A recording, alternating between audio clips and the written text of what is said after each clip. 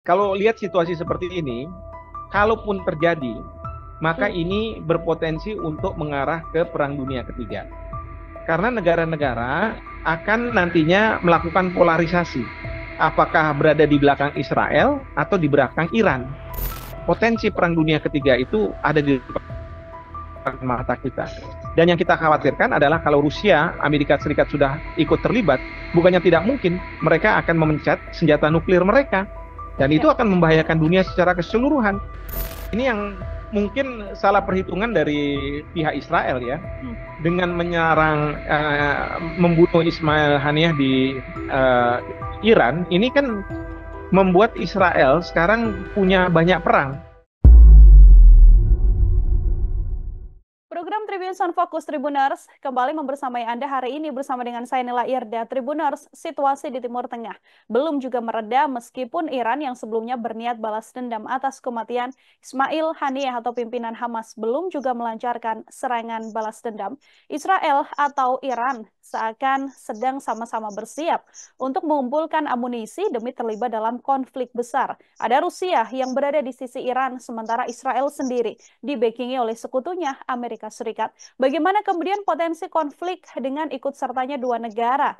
Dengan catatan kekuatan militer terkuat di dunia ini, Tribuners, saya akan membahasnya bersama dengan pakar hukum internasional, ada Prof. Hikmahanto Juwana, membersamai kita dalam Tribun Sound Focus. Selamat sore, Prof. Hikmah, apa kabar?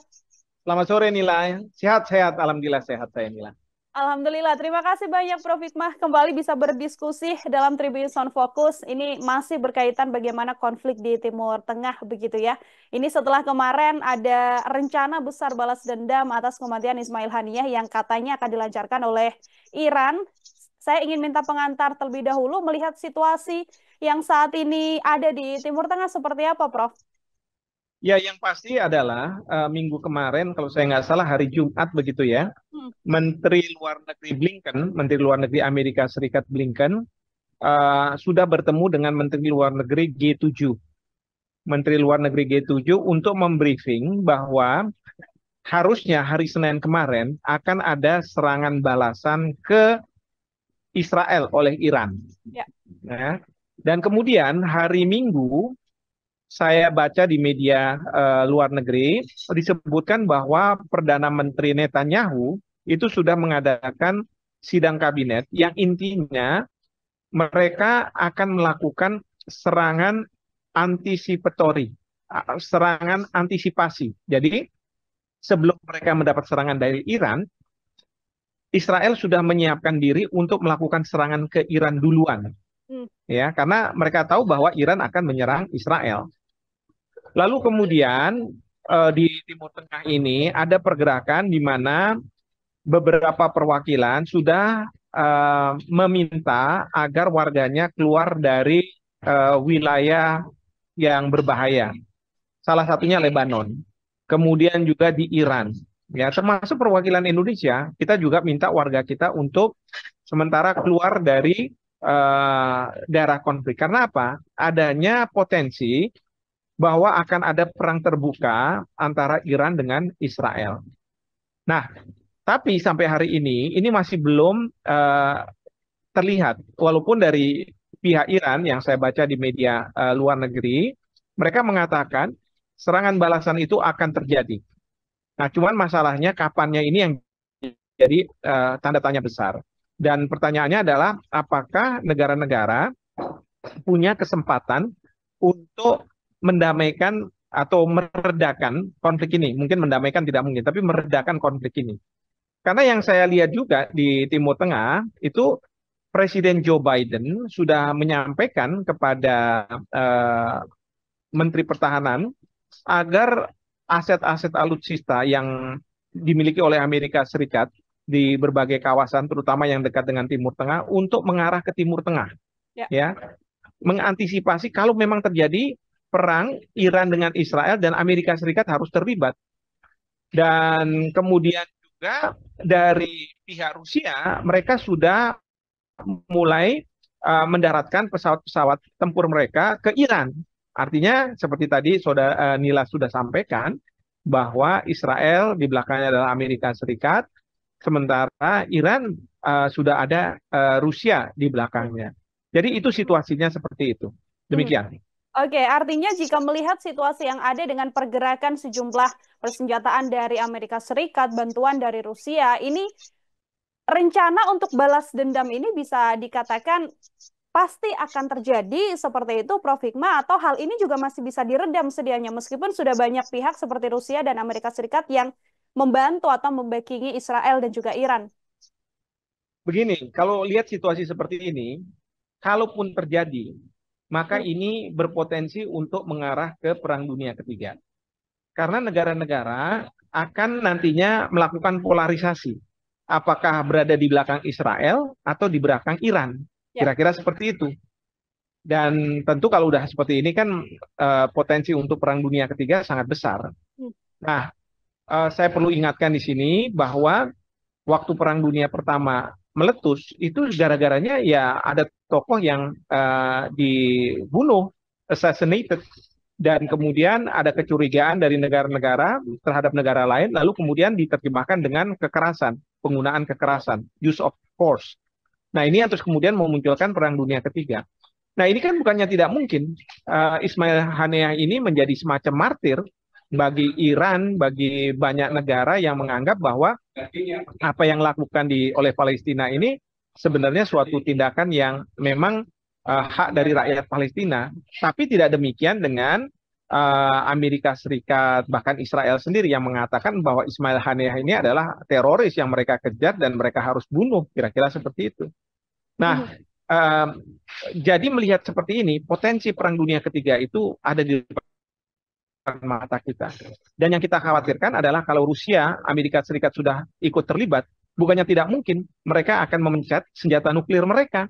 Dan itu akan membahayakan dunia secara keseluruhan. Bahkan kita juga tidak tahu apakah Iran ataupun Israel sebenarnya punya senjata nuklir juga. Mereka selalu sementara ini kan diam-diam IAEA, Badan Atom Internasional, mau melakukan inspeksi juga agak kesulitan untuk menentukan bahwa Iran akan punya senjata nuklir atau tidak. Demikian juga Israel. Nah, ini yang membahayakan dunia sebenarnya. Maka di sini bukannya tidak mungkin berbagai pihak akan mencoba untuk meredakan konflik ini sehingga paling tidak Iran tidak melakukan penyerangan. Cuman masalahnya sanksi apa yang akan diberikan kepada Israel? Karena menurut Iran, Israel itu sudah berada di wilayah kedaulatannya dan dia melakukan suatu tindakan yang tidak dibenarkan menurut hukum mereka, yaitu melakukan pembunuhan. Dan Iran rasa bahwa dia punya hak secara hukum internasional untuk melakukan pembalasan terhadap Israel. Seperti itu. Oke, ini kan kalau kita menyinggung Israel dan juga Iran sendiri, yang tadi sempat disampaikan juga oleh Prof. Hikmah, ada Rusia dan juga Amerika Serikat di belakang Iran dan juga Israel ini, begitu ya Prof ya. Apabila memang konflik pecah di antara kedua pihak ini, apakah kemudian ini bisa dikatakan sebagai peperangan yang juga cukup seimbang, Prof? Oke, kalau seimbang atau tidak, ya mungkin kalau misalnya Amerika Serikat mengerahkan semua potensi kekuatannya ke Timur Tengah untuk membackingi Israel, saya rasa Rusia pun akan kalah terus terang. Ya, karena Amerika Serikat ini sebuah negara yang mempunyai kemampuan untuk memprojek kekuatan dia di berbagai dunia.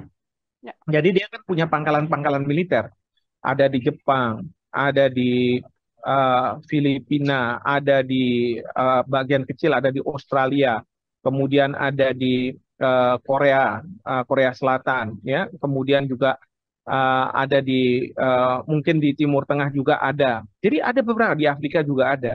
Nah, ini kan potensinya besar sekali. Sementara kalau kita bicara Rusia, memang ketika Rusia itu berada di bawah naungan Uni Soviet, mungkin kuat ya. Ya, dia punya kemampuan militer seperti Amerika Serikat. Tapi kalau cuma Rusia sendiri, saya agak ragukan bahwa kemampuan Rusia itu menyamai dengan kemampuan militer Amerika Serikat. Kalau misalnya Amerika Serikat meminta pangkalan-pangkalan yang mereka punya di seluruh dunia mengirimkan misalnya kapal induknya, pesawat tempurnya, dan lain sebagainya ke Timur Tengah, maka itu akan berat bagi Rusia, ya. Tetapi kalau misalnya hanya bagian-bagian tertentu dari pangkalan militer Amerika Serikat yang digerakkan, ya mungkin masih adalah chance untuk Rusia bisa menang. Nah, tapi kalau misalnya antara Iran dengan Israel, memang mungkin saja mereka ini dua-duanya punya kemampuan yang sama. Saya nggak bisa membuat analisa terhadap kemampuan perang dari Israel karena ini pasti mereka rahasiakan, nggak mungkin dia buka, ya karena dia tahu bahwa dia berada di lingkungan yang tidak bersahabat dengan Israel. Negara-negara Arab itu kan nggak bersahabat dengan Israel sebenarnya, sehingga dia perlu untuk mempunyai kekuatan yang tidak bisa diketahui oleh negara-negara di sekitarnya. Demikian juga dengan Iran. Iran ini sebenarnya juga punya kemampuan yang kita tidak tahu sampai di mana. Seperti itu. Oke, Amerika Serikat sendiri, Prof. Hikmah, ini kan seperti cukup gambling begitu ya. Di satu sisi Amerika Serikat mengatakan bahwa sudah mengirimkan pesan pada Iran dan juga Israel untuk kedua negara ini sama-sama menekan atau menahan diri untuk tidak saling menyerang. Tapi di satu sisi, justru Amerika Serikat juga secara terbuka dan terang-terangan mengirimkan persenjataan atau kapal perang mereka untuk mendekati wilayah Timur Tengah atau wilayah Israel sendiri. Kalau Prof. Hikmah menganalisa bagaimana sikap dari Amerika Serikat atas konflik di Timur Tengah ini seperti apa, Prof? Ya, memang kelihatannya mendua, tapi kan begini, Amerika Serikat akan berupaya sampai titik terakhir perang itu terjadi, mengupayakan agar tidak terjadi serangan dari Iran ke Israel atau dari Israel ke Iran, anticipatory self defense. Jadi mengantisipasi langsung menyerang duluan. Itu yang diupayakan oleh Amerika Serikat. Nah, kemudian mungkin juga Amerika Serikat akan mengatakan pada Iran, oke, kalau misalnya untuk tidak kamu menyerang, apa yang kamu minta dari Israel? Ya, mungkin aja Iran akan bilang, ya saya minta Israel menghentikan serangannya ke Gaza. Ya, bisa aja seperti itu. Ya, nah itu kalau misalnya dilakukan seperti itu, maka perang itu tidak akan terjadi. Ya, tapi ini kan terus diupayakan sampai pada satu titik, memang salah satu dari negara ini meluncurkan senjatanya. Ya, ini kan senjata jarak jauh mungkin yang harus digunakan, nggak bisa yang katakanlah pakai tank dan lain sebagainya, karena nggak berbatasan. Jadi digunakan ballistic missile, ya peluru kendali. Nah, nanti dari lawannya pakai anti peluru kendali dan lain sebagainya. Nah, ini yang akan terjadi. Nah, kalau misalnya nanti perang memang benar-benar terjadi, Amerika Serikat sudah mengatakan bahwa saya akan berada di belakang Israel, bukan di belakang Iran. Nah, jadi analisa saya ini bukan kontradiksi, tetapi fase di mana ini sebelum terjadinya perang, maka Amerika Serikat akan berusaha untuk meminta dua negara ini tidak melakukan serangan. Tapi kalau misalnya terjadi memang benar adanya serangan dan kemudian perang itu bereskalasi, maka Amerika Serikat akan ada di belakang Israel. Itu udah pasti. Sementara Rusia akan berada di belakang Iran. Oke, ada upaya dari Amerika Serikat untuk meredam agar situasi konflik tidak semakin panas, namun di satu sisi ada ketegasan juga ya Prof ya dari Amerika bahwa nanti apabila memang konflik pecah, sudah pasti Amerika Serikat berada di sisi Israel sendiri. Oke, Prof Hikmah, ini kan kalau kita berbicara Iran, kan tidak berdiri sendiri juga, karena di baliknya ada proksi-proksi kecil, katakanlah seperti Hizbullah di Lebanon yang juga sejak kematian Ismail Haniyeh kan terus menyerang wilayah Israel juga. Kita juga masih punya Houthi Yaman yang juga masih sama-sama menjadi ancaman terbesar juga bagi Israel. Kekuatan-kekuatan proksi kecil-kecil ini seperti apa, Prof?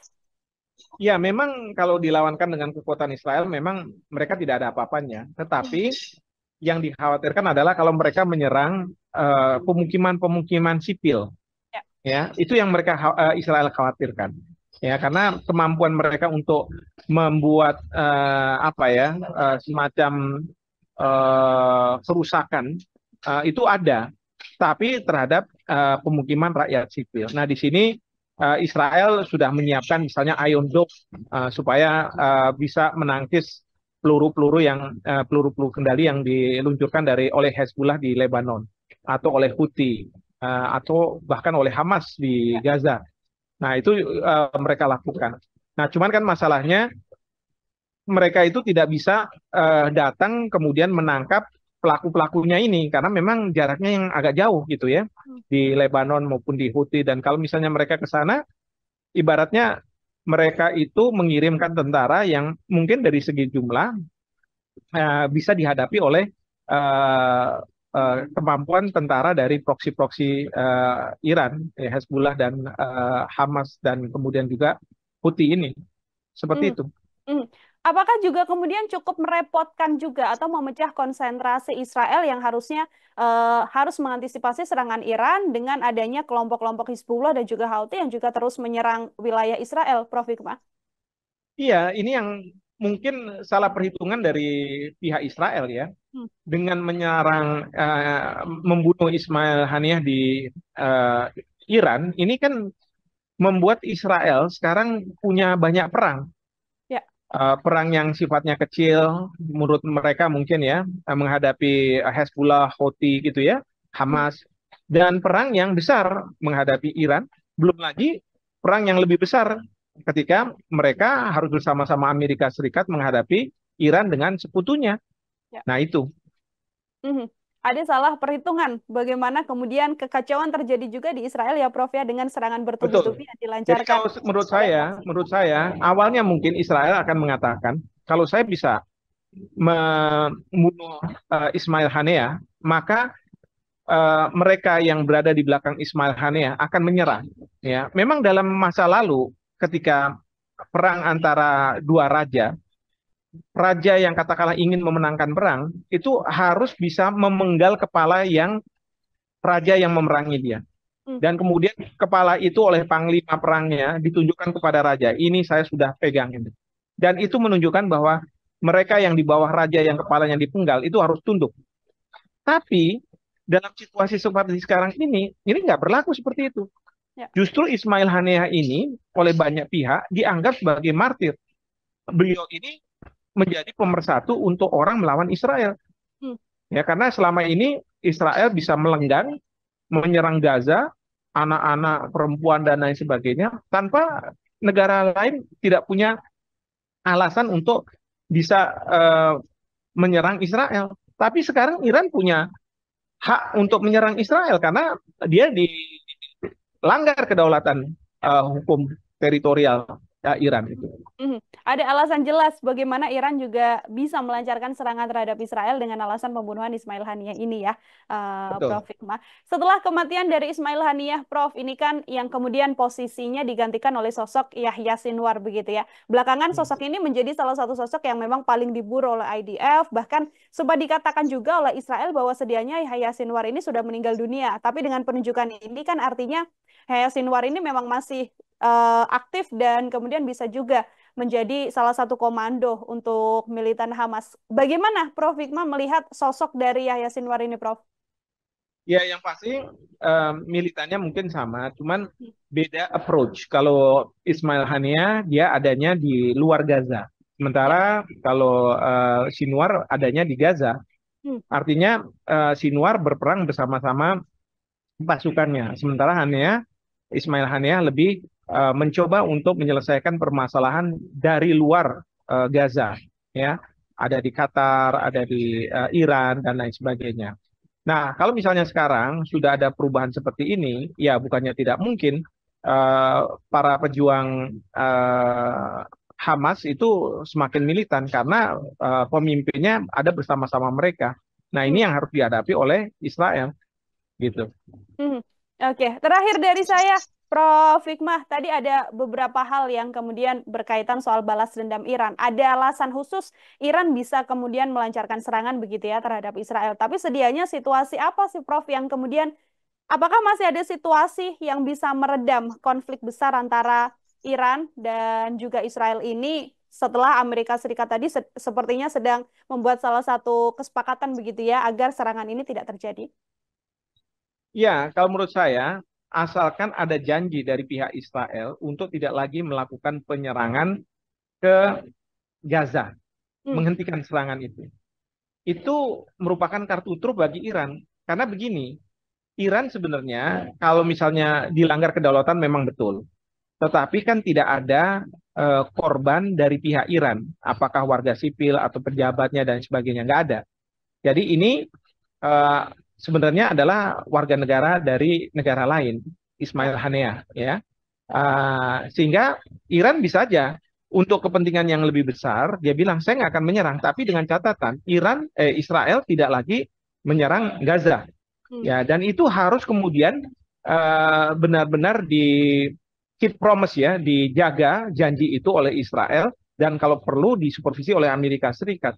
Dan bila perlu Dewan Keamanan PBB memberikan mandat kepada peacekeeping operation, pasukan perdamaian, di mana Indonesia kita sudah siap karena Bapak Panglima TNI sudah menyampaikan ke DPR kalau misalnya sewaktu-waktu kami dipanggil oleh PBB diberikan mandat untuk menjadi peacekeeping operation, kami sudah siap.